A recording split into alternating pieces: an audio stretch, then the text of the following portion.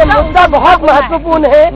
आज बेटी घर से जैसे बाहर निकलती है, माँ के फोन पहुंच गई, तू अपने जब निकलने लगी हो मुझे फोन करियो उससे। तो आज जरूरत है पॉलिटिकल विल की, इच्छा शक्ति हो, जो करवाना जानता हो, ये न कहे कि ये मेरे हाथ में नहीं है। दूसरी बात जुडिशियल सिस्टम का रिफॉर्म, तीसरी बात पुलिस सिस्टम का रिफॉर्म बहुत जरूरी है। जब तक हम पुलिस और जुडिशरी मानसिकता बदलने की भी बहुत जरूरत है, माइंडसेट भी चेंज होना चाहिए। आपने एक बात कही, वो जो करवाना जानता हो। महिलाओं की सुरक्षा तो एक बहुत बड़ा मुद्दा है ही, उसमें कोई दो राय नहीं है और कोई महिला उससे मुकर भी नहीं सकती। ये मुद्दा जीवित है और जीवित रहना चाहिए था और रहना चाहिए है, बिकॉज अगर आप तो मतलब इसको जीवित नहीं रखेंगे तो एक औरत क्या कुछ फेडेड देखती हैं आप, या उतनी ही शिद्दत है जितनी दिसंबर के समय देखी थी हमने?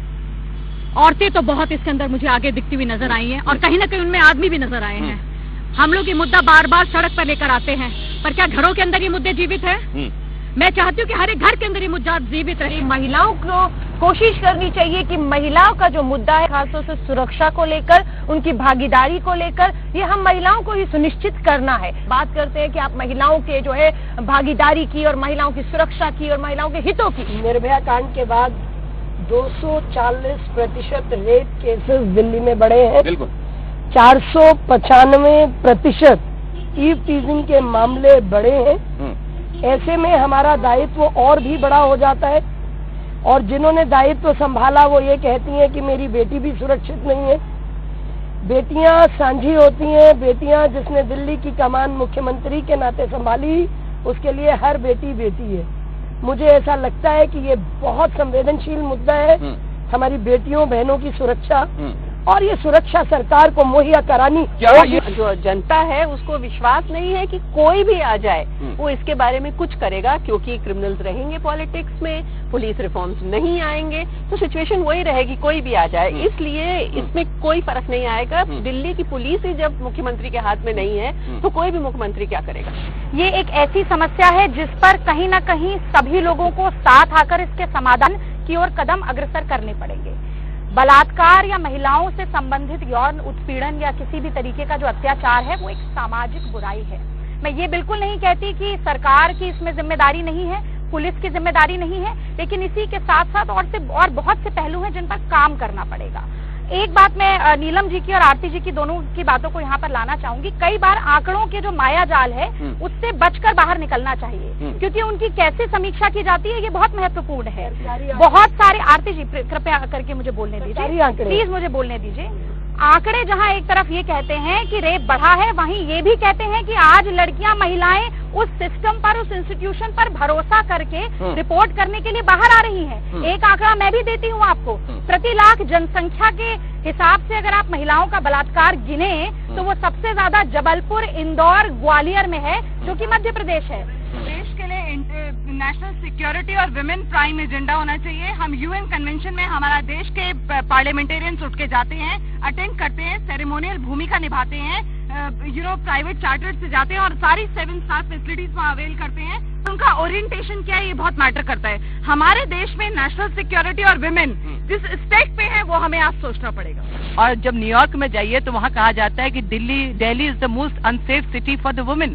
तो ये हमारी क्या किस स्थिति में है हमारी सरकार, ये सरकार क्या चला रही है? किसी भी मुख्यमंत्री ने हमारे देश के अंदर पल्ला नहीं झाड़ा है कह के कि लॉ एंड ऑर्डर सिचुएशन मेरे हाथ में नहीं है।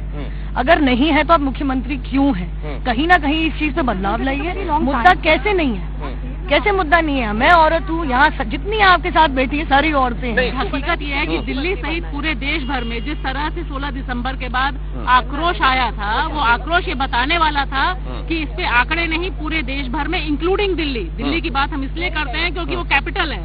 और जहाँ तक बाकी जगहों की बात है वो हम सब जानते हैं कि हर जगह बलात्कार हो रहा है, और उसकी बड़ी जिम्मेदारी ये है कि जो पॉलिटिकल पावर है वो चाहती नहीं इस पे कर्व करे, चाहे वो जहाँ पर सत्ता कांग्रेस की हो या सत्ता बीजेपी की हो, दोनों जगह इस तरह के क्रिमिनल, इस तरह के अभी मध्य प्रदेश में भी हुआ जहाँ पर आप देखिए कि एक रेप का मामला आता है और उसके बाद हटाया जाता है। दिल्ली में इस तरह के मामले हुए, जैसे आजकल बिल्कुल फॉरेन की तरह कपड़े बहुत छोटे पहनती हैं लड़कियां, तो उससे कुछ हद तक तो फर्क पड़ता है, लेकिन सिर्फ इससे फर्क नहीं पड़ता है। हम लोग अपने आप को सिक्योरिटी देने के लिए जो भी कर रहे हैं, हमारी गवर्नमेंट क्या कर रही है उसके ऊपर भी डिपेंड करता है। और मुझे लगता है ये मानसिकता ऐसी है, बाहर तो क्या फॉरेन में छोटे कपड़े नहीं पहनते हैं, तो वहाँ क्या रोज रेप होते हैं? ये जो जिस जगह पर अभी हम घूम रहे हैं वहाँ पर जन सैलाब उमड़ कर आया था, वो इसीलिए उमड़ कर आया था, उसने इसीलिए लाठी डंडे खाए थे, वो इसीलिए उमड़ कर आया था कि उसे चेंज चाहिए। बहुत हद हो गई है, ये सैलाब एक केस से नहीं आया। पॉलिटिकल सिस्टम इतना हमने गुमराह कर दिया है कि हम जिम्मेदारी जो है हम उसको नहीं ले रहे हैं। प्लस मुझे एक बहुत बड़ी बात मैं यहाँ पर कहना चाहती हूँ कि देखिए, सुप्रीम कोर्ट भी कह रहा है, सुप्रीम कोर्ट की गाइडलाइंस है कि अगर कोई रेप केस, अगर करंट रेप केस आप कोर्ट में डिस्कस कर रहे हैं, तो लड़की ने क्या पहना था, कौन सी लिपस्टिक लगाई थी, कौन से हील्स पहने थे, आप यहाँ खड़े होकर डिस्कस नहीं करेंगे। ये मुद्दा है, सबसे पहले तो ये समझना होगा कि आप कांग्रेस और भाजपा को एक रंग में नहीं रंग सकते हैं। यहाँ पे विचारधारा का बहुत बड़ा फर्क है। एक तरफ वही विचारधारा है जिसके चलते झाबुआ में ननों के साथ बलात्कार होता है, जिसके चलते गोधरा में बलात्कार की समस्या विचारधारा और पार्टी आइडियोलॉजी से जुड़ी हुई है। दिनेश जी, आ रहे हैं, बात पूरी सुनेंगे, ये बात पूरी सुनेंगे। हाँ दिनेश जी, मुझे तो दुख हो रहा है कि सारी महिलाएं बैठी हैं और महिलाओं के मुद्दे पे इतनी संवेदनहीन है ये सारी की सारी। आप देखिए, कोई कह रहा है मध्य प्रदेश में बलात्कार होता है, कोई कहता है दिल्ली में बलात्कार होता है। बलात्कार पूरे देश में होता है और लड़की का ही बलात्कार होता है। मैम, मैं I request you to please calm down. मैं आपके पास आता हूँ और आपकी पूरी बात सुनूंगा, मैं वादा कर रहा हूँ। आप इनसे बात पूरी हो जाने दीजिए। आ रहा हूँ। और आपने कहा था कि आइडियोलॉजी से जुड़ी हुई बात है, उस पर मैं बात कर रहा हूँ, लेकिन पूरी बात सुनेंगे। हाँ, अच्छा, इंतजार कीजिए, आपकी बात की बात नहीं चल रही है दिनेश जी। बिल्कुल महिलाओं की सुरक्षा बहुत बड़ा मुद्दा है और मुझे लगता है इन्हें इस तरीके की कुत्ता घसीटी करने से अच्छा है कि ये सब लोग महिलाएं होकर कम से कम इस चीज को तो जाने कि हम सब मिलकर महिलाओं की सुरक्षा के बारे में बात करें, ना कि सिर्फ इस पर लड़ाई झगड़ा करें। इसी सड़क पे बहुत सारी जब भीड़ उमड़ी थी और हर पॉलिटिकल पार्टी का रिप्रेजेंटेशन आ रहा था, यही क्राउड ने सब पॉलिटिकल पार्टीज को रिजेक्ट करके वोट आउट किया था। यहाँ तक अपने आप को नया पॉलिटिकल पार्टी कहने वाली आम आदमी पार्टी जब यहाँ आई थी, उसे भी हुट आउट किया गया था। तो डेफिनेटली लोग इसे गवर्नेंस इश्यू मानते हैं, law and order is a governance issue.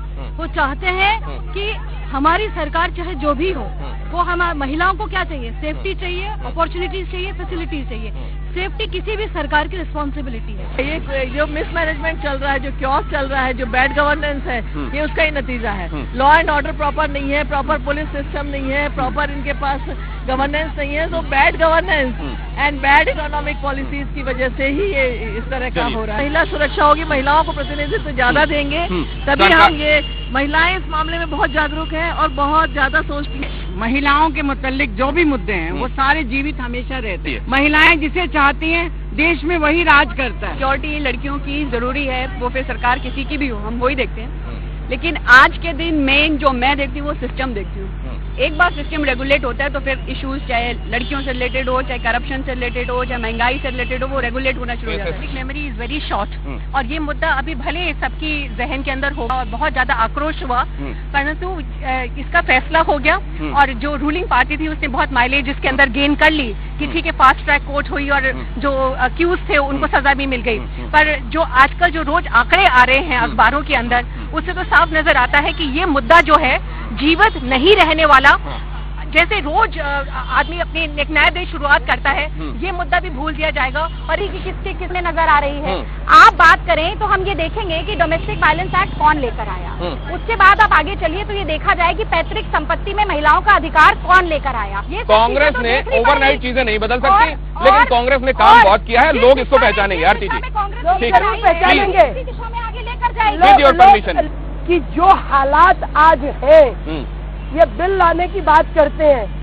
Bill अभी भी जो संशोधन आए हैं निर्भया कांड के बाद, 29 के बाद जस्टिस वर्मा की जो कमेटी बनी है, उसमें भी जो संशोधन है 70% जो भारतीय जनता पार्टी ने संशोधन थे वो 70% एज इट इज। तो इसका क्रेडिट तो दीजिए कि अकोमोडेट किया गया। एक मिनट, बिल्कुल बिल्कुल देना चाहती हूँ, लेकिन मैं क्रेडिट तो आप इनसे सुनिए जी, इनको बोलने दीजिए, इन्हें अपनी आवाज बहुत पसंद है, मुझे नहीं ऐसे बोलना। किसको किसकी आवाज पसंद है?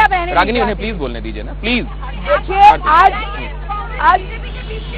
आज जनता आज जिस तरीके से त्रस्त है, मैंने आपको बताया कि उसके बाद रेप कैपिटल होने के बाद लगातार यहाँ पे क्राइम बढ़ता चला गया, यहाँ पे छेड़छाड़ बढ़ती चली गई। नहीं, कोशिश तो हुई ना नीलम जी, क्या ये क्रेडिट दिया जा सकता है कि कोशिश हुई? नहीं है, पहल की गई, उससे चीजें कितनी बदलेंगी ये दूसरी बहस है। कोशिश बिल्कुल नहीं है। मैं अच्छा एक मिनट, इन्होंने कहा डेडिकेटेड पुलिस चौकियां बनाएंगे, इन्होंने कहा कि डेडिकेटेड पुलिस कर्मी रखे जाएंगे, ये कोरे आंकड़े रह गए। तो कानून है, उसके संग इम्प्लीमेंटेशन कहाँ हो रहा है? पुलिस वाले क्यों नहीं बढ़ाती सड़क के ऊपर? तो पूनम जी देखिए, समाज में अभी जरूरत है।